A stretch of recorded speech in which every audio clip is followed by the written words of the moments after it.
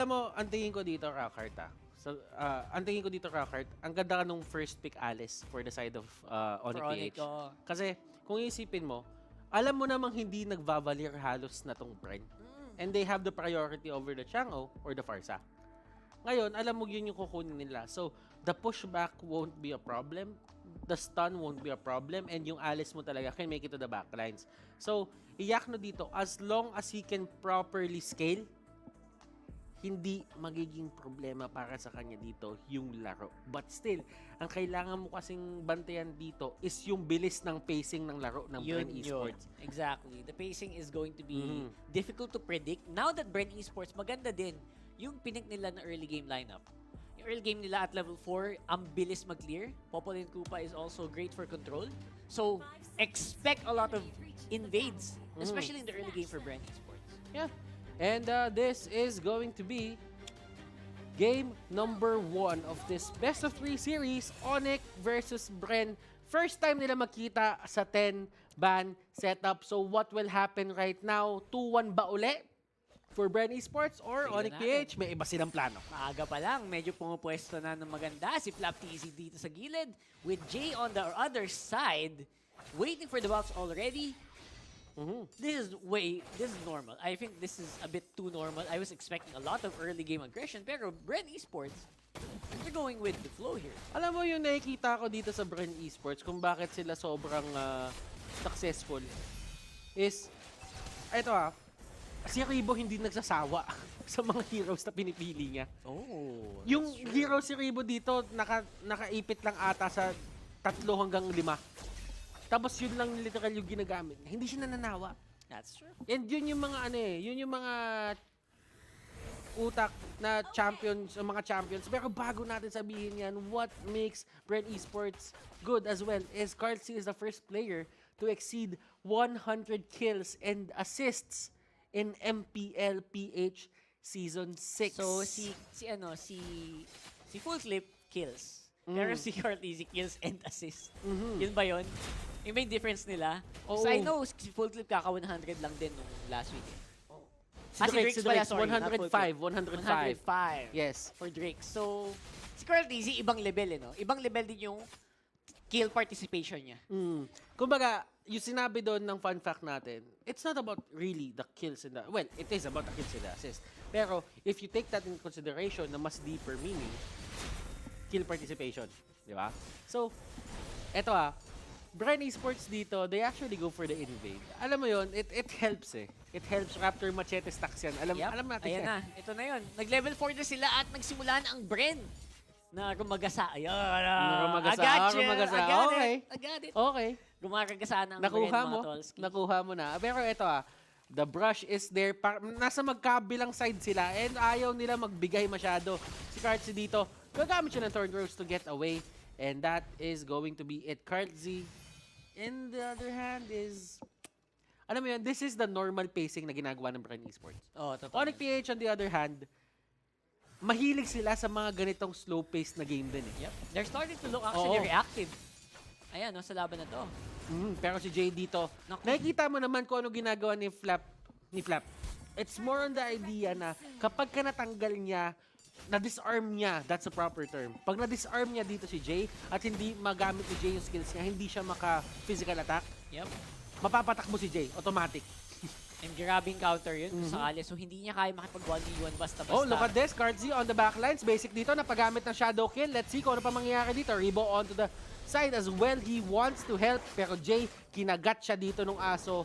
And that will be the end of the fight. And ONIC PH actually getting 1 kill out of that. Few will be the first blood of the game. Yep. And di ganun kalaki ang difference natin ngayon. BREN Esports though will have map control. Kasi nasa baba pa rin si Dealer, hindi pa rin makasal sa laban. Jay fighting in the middle of the turtle, flicker out! And he actually flickers in dun sa may trap. Not that it matters, pero still, this is going to be very important. Nakuha ni Venus dito yung turtle buff, and look at this. Tutumba si Carlsy, but still, are there more kills onto the side of ONIC PH? That is the question. Flapsy dito, kumakalmot-kalmot. Dilar dito, paikot-ikot, and Jay will get the kill on Flap. Ribo dito, he wants more. He wants to make this even. Pero Ribo dito will go down as well. Dilar, tutumba din. And look at this fight. Fio will be the next Naku target. po. ONIC PH, what is happening? BREN Esports, they lost control over that fight. That was really quick for ONIC. Talagang hindi nila tinigilan. Once they had a footing, once they knew na may konting lamang sila, dire-diretso na sa laban na yon. And sobrang cool na talagang hindi flicker in si Rebo kahit sobrang baba na din niya. Para lang mabawi yung kill. That was impressive. The problem is, nagbigay sila ng stacks kay Jay. That was a double kill para sa Hilda. And that is Gillette Instant Replay, #Shave the Day. Ang ganda ng ginawa dito ng ONIC PH. They had understanding na nasa kanila pa rin si Hilda. And once Flap is down, automatic si Jay magpop off siya.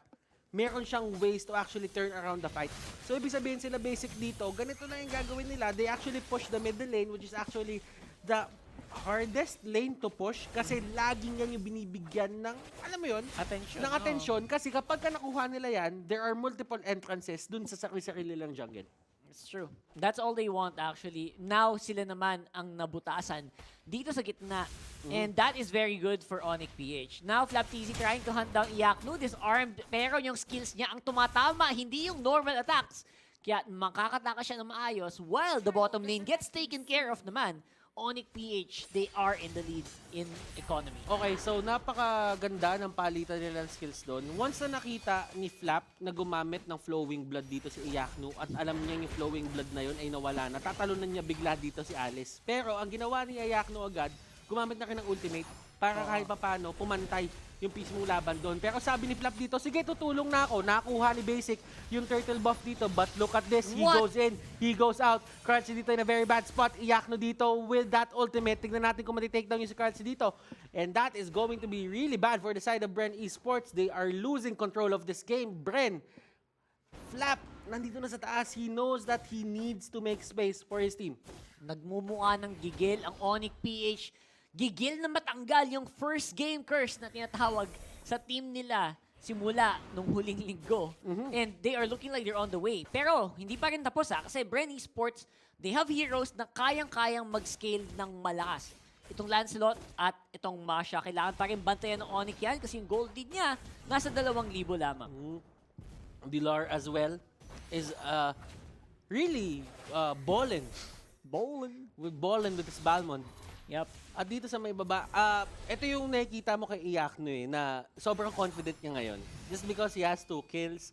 Ano nga ba, bakit nga ba nag-make sense yan? 2 kill lang naman yan. That only means that he has free reign over his lanes. So nandito si Dilar, pumasok siya sa lahat and he forces 3 people back for the side of BREN Esports. Now BREN, they can still come back from this.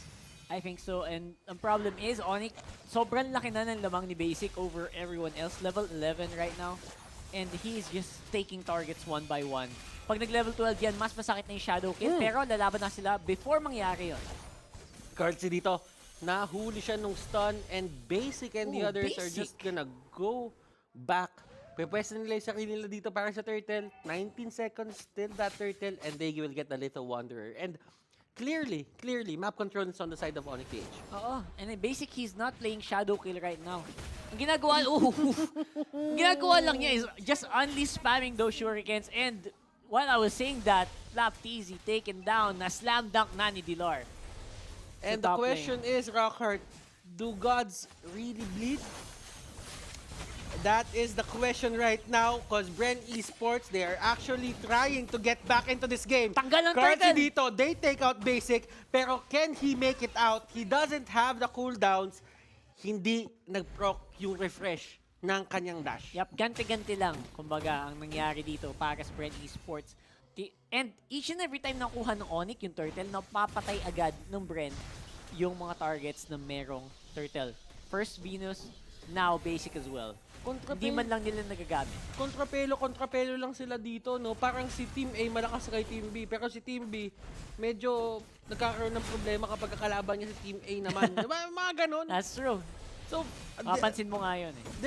there is this thing about MPL Season 6 na parang there is no clear winner. Kasi during the last seasons, parang laging merong clear na malakas. Ngayon, lahat sila, ano mo yun, nagkukuha ng wins from each other. Yep.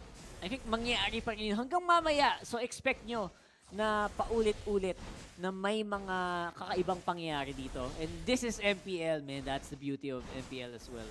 Na wala talagang walang unbeatable. Walang unbeatable. Lalo ngayon, nagmumukhang, hindi pa tapos Oo. pero looks like ONIC PH, gustong-gusto nilang tapusin. Well, they do know that they cannot let Flap have a good time din. Kasi Flap, yung hero na gamit niya dito, can just 1v1 everyone dito sa side ng ONIC PH a bit later. Pero for BREN naman dito, they have good wave clear. So hindi rin makapag-push dito yung ONIC basta-basta. They have the lead, pero kasi yung wave clear talaga Meteor Shower. You have the Thorned Rose. Ang daming ways Yep, there are actually a lot of ways for the wave clear. And even the Masha can really split push really hard. Mamaya, expect nyo sobrang bilis ng attack speed nitong Masha ni Flap. And yun yung inaabangan ko. That's why I'm not calling this game yet in favor of ONIC. Ako naniniwala din ako, BREN Esports, they have been in this position nung kalaban nila si Signal Ultra. And they showed us na kahit maliit na mistake lang from the other team, they can make it worthwhile. Na, alam mo yon, from there, magbi-build up sila ng onting confidence and get the lead back. Kumbaga, ganun yung pinaka-idea dito for the side of BREN Esports. But I-comeback ang comeback. for ONIC, paano nga ba nila pangahawakan yung lamang nila? That is the question. Kasi it's all about them making mistakes at this point Yep. A few weeks ago, we saw a game na 10,000 goal lead na baliktad lang ng isang bagsak. So, I'm not sure if that's gonna happen here as well. Pero if there's a team that can definitely do that, BREN Esports na siguro ang isa sa mga tingin mo naman kayang-kayang gumawa na. Queen's Wings for Dilar. That is really just sabihin na lang natin way to control kung ano man yung ginagawang damage output dito nila Ribbon, nila Few. Because as we all know, itong mga heroes na to, hindi talaga magpapatigil to sa pambubulin or going to the front lines. And as we all know, si Chang Oden, as long as meron nagtatank up ng damage na yan, nag-soak up ng damage na yan from the Meteor Shower, kaya mong isalba yung minions mo For sure. Kayang-kaya. I think there's no doubt about that. Considering the amount of wave clear they have is just... Yung cooldown din ng skills Sobrang baba din So, looking at the gold right now, kung papansinin mo, hindi gaano ang nagkakalayo ONIC PH, clearly, they do have a certain bit of map control against BREN Esports. An advantage, if you will. Yep. 7-11 ang score natin dito, pero yung gold lead, hindi mo nalalayo. Hindi napapansin. Yep. 2K at 12 minutes, hindi siya ganun kalaki. Alam din ni BREN Esports kung paano gagalaw sa mga ganitong panahon. So, this is really tricky for the side of ONIC PH. Right now, they're in the lead. Pero kasi, one mistake can just put BREN Esports back into the lead. Yep. ONIC PH, on the other hand, they're playing this right. Inahayaan nila si Iyak nung mag-stack kahit papano. And nakapwesto sila dito sa Lord area. Yep. They need to be super consistent dito. Especially right now where they're having a hard time in actually closing out games. Pansin mo, ang tagal nang walang kills ng ONIC. And I think they might experience the first one now. Looks like ang sinasabi ko dito is hindi na sila basta-basta makakill. And I think hirap pa to lalo habang tumatagal So, nila. nakikita mo kung paano sila gumagalaw in terms of peeling etong mga heroes dito sa side ng ONIC PH. Si Jadon, kung wala siyang flicker, that could have been a kill. And that could have been the opening na hinahanap ng BREN Esports. So, you still have to respect yung lineup ng BREN Esports dito, all in all. I think so. I think the line of BREN Esports is something that can dominate in the mid-game as well. Malakas yung mid-game power nila kasi, especially pag hindi sila na totally pushed out. Pansin mo, puro second tower buhay pa sa BREN. So, kaya pa nilang patagalin to for sure kung gustuhin nila. And sabi mo kanina, only wave clear para sa blue side. That is also happening on the other side, syempre. Pero kasi yung mobility, no? Yung mobility din ng Yung iba din mobility yung din ng nabibigay ONIC, ng grabe. ibang mobility na bibigay ng Rafaela. Problema, sa late game, hindi din siya ganun kasolid. So, di lang dito kumuha na ng blade armor. Pang sure na. Ayaw niya makalmot Pagka ayaw mo makalmot, blade armor. Oo, kasi masakit yun. Oo, kalmutin mo yung may eto lang Fennec. as long as hindi nawa 1v1 ni Flap dito yung mga heroes sa side ng They're fine. ONIC PH, Yeah. okay lang sila. Pagka nag 1v1 na yung setup, that's going to be a problem. Pero dun sa may taas, they're actually trying to get few. Pero with the flicker it's there. Dalawang flicker yung nasayang nila dito for the side of BREN Esports, and that is good on their cost to ending this game. Carlsi dito still has the dash, and si Iyakno dito sobrang aggressive. May masakit din si Iyakno right now, ha? Pero Surpressed is there. This could be a bad spot for the side of BREN Esports. And look at this, Meteor Shower. They're trying to make this their own.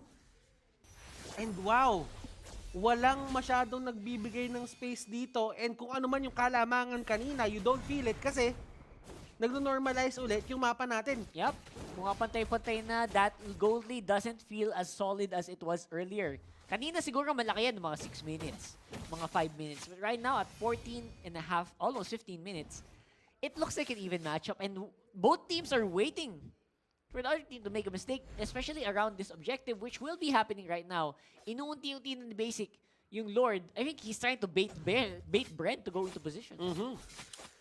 Clearly, these two teams really want to win. Hindi sila gumagawa ng kahit anong trivial na move sa may mapa. They're being very disciplined. Ayaw nilang gumawa ng isang big play dito na mag 50-50 sila pareho. Although this is the time para kay BREN Esports na i-contest etong Lord take na to. They cannot afford to give this up. Ito, BREN Esports are looking at this and sabi nila, kaya ba natin take now to? Basic, nahampas, nahambalos, and will be forcing the Lord to go back and okay, Iyakno dito. That is actually a very good play. Pero Basic on the backlines. Nahuli siya ni Flap dito. Alice will get that Popol and Kupalasti. Uranus will get Hilda. And that is going to be a 3-4-2. Wala silang retribution. ONIC PH. That was the mistake na inaabangan dito ng side ng BREN Esports. Nakasabi lang eh. Nakasabi lang natin. And they gave a lot of space doon for BREN Esports to regroup. Nakuha din ng BREN yung inaasam-asam nilang Lord. Pero andito na ang aggression from the side of BREN. ONIC PH, will they fight this? That is the question. Carlsi dito trying to go for a kill. Flowing blood sa may pinakalikod. Pero Phantom Execution is there. Rafaela will go down. Dilar, will he go down as well? No, it won't happen. But the Lord is still on the side of BREN Esports. Isang one-time, big-time lang ang kinailangan ng BREN, taking down the turrets all around the map. Not to mention, meron pa silang Lord. Nag-push doon sa top lane. This could be big here. Para sa BREN Esports, kaya na yata nilang tapusin to. Pag-pumwesto sila ng maganda. Ang tagal ng katahimikan eh. Ang tagal, Ang tagal ng katahimikan. Umabot tayo ng 15 minutes. Nagtitigan sila ng sobrang, yun, naku po, walang tinamaan. Medyo napatid. Yun lang. Pero still, it's gonna be a fight here under the base of ONIC PH. Nasayang yung charge ng Lord. Nasayang yung charge ng Lord, but no matter, andito sa base. Hindi pala doon sa may base na tama, doon sa may middle lane. Basic dito, trying to deal as much damage as possible. Pero Flap, kinalmot ang base.